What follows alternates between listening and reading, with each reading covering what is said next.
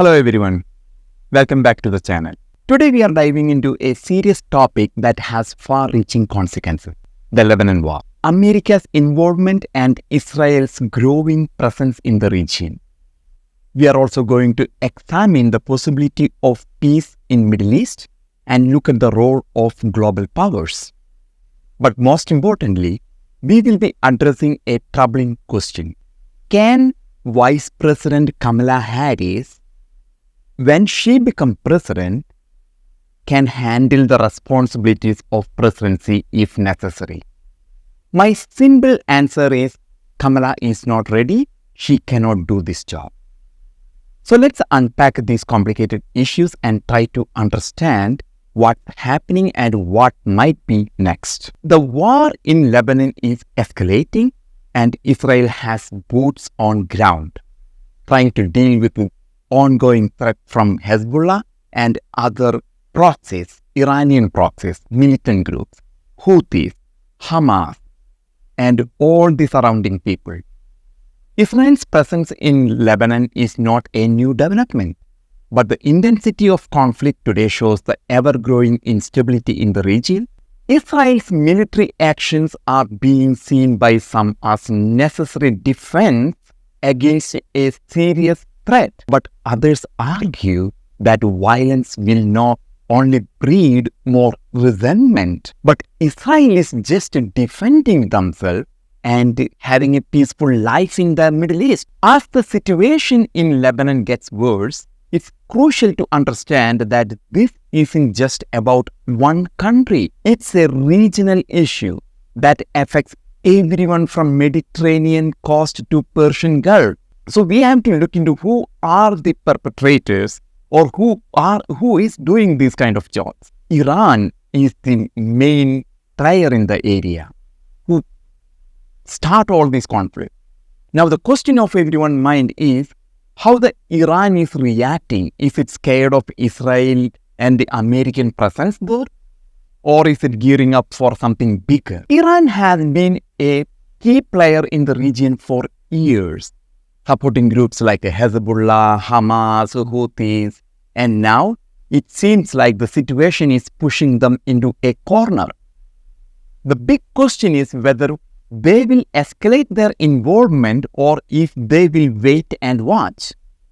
Given the presence of US troops and allies in the region, there is a possibility that Iran might be looking to find ways to destabilize further or even prepare for a larger scale conflict. So, as an American, we have to think if Kamala Harris can handle this kind of situation, or she will surrender to Iran, like Iran is waiting for her presidency. With the ongoing instability and rising tensions in Middle East, we can't help but wonder if President Biden were to step down or be incapacitated, can Vice President Kamala Harris handle the pressure? She would be stepping into an incredibly complex situation with the wars already in motion and many nations on edge. Harris is untested. In a time of global conflict, she cannot be it's not a testing time. Her policy is generally supportive of diplomacy. The question remains, would she be able to stand firm against the adversaries like Iran, Hezbollah, Hamas, Houthis, and all other threats? There will be more threats coming up, like Syria or some other country all of a sudden come up and join the fight. Now let's talk about peace. Is there any hope for a peaceful resolution in Middle East? Or this conflict doomed to continue?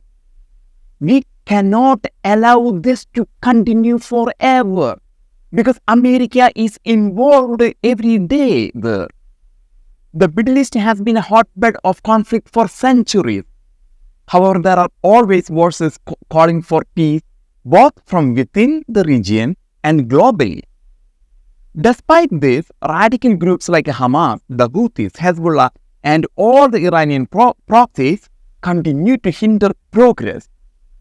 The question is whether these groups can be neutralized or whether the world will have to deal with this instability indefinitely. Now let's come back to Israel. The Prime Minister Benjamin Netanyahu, he is eradicating all the holy war soldiers. A key player in this conversation is Benjamin Netanyahu of Israel. He has made it clear that Israel will not stop until the holy war soldiers, such as those in Hezbollah and other extremist groups, are eradicated. Netanyahu's stance is a strong one, but it raises an important issue. How do we ensure that innocent civilians are not caught in the crossfire? While it's necessary to dismantle violent extremism, we must not forget the real victim, innocent Muslims, who are often trapped in these conflicts and suffer the most. The goal should always be to fight terrorism, not Islam itself. The radical groups who exploit religious ideologies for violence are the true enemy. So how can we separate and eradicate them? We have to find a way to save the innocent people in the area. The implications of this conflict stretch far beyond the Middle East. The global economy, security, stability, all are tied to what happens in this region. If this war continues, it will only fuel more instability affecting the countries all over the world, because it's a common global village and all economies are tied together. But there is hope. If we can remove the hardcore terrorists from the equation, there is a chance that we can build a future where peaceful Muslims can thrive without fear of violence and oppression. We must strive to the future, one where terrorism is eradicated and global peace can be realized. The road ahead is uncertain, and the Middle East future looks grim. But we must keep pushing for peace, for the sake of everyone caught in the chaos. If we work together to eliminate extremism and support the innocent, we might just have a chance at lasting peace. Let's hope for a future where the innocent are safe and the terrorists are gone. For that, we need a good leadership in Washington, because the person who is in White House controls the world. Thanks for tuning in, and be sure to like, comment and subscribe for more updates on this ongoing crisis. Stay safe and stay informed. Thank you again.